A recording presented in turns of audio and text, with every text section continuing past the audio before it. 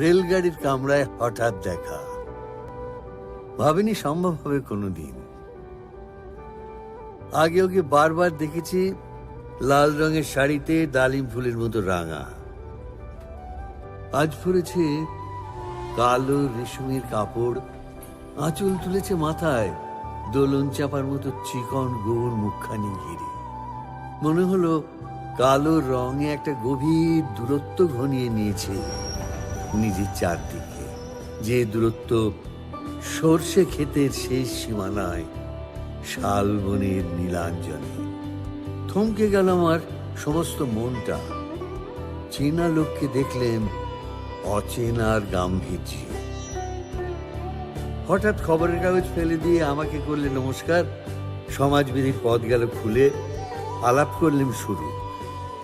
কেমন আছো, কেমন চলছে সংসার ইত্যাদি। সে রইল জানলার বাইরের দিকে চেয়ে, যেন কাছের দিনের ছোঁয়াচ পার হওয়া চাহনিতে।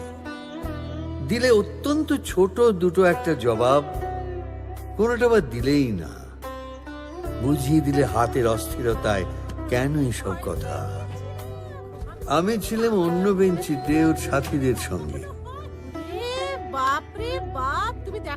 একসময় আঙুল নেড়ে জানালে কাছে আসতে, মনে হলো কম সাহস নয়।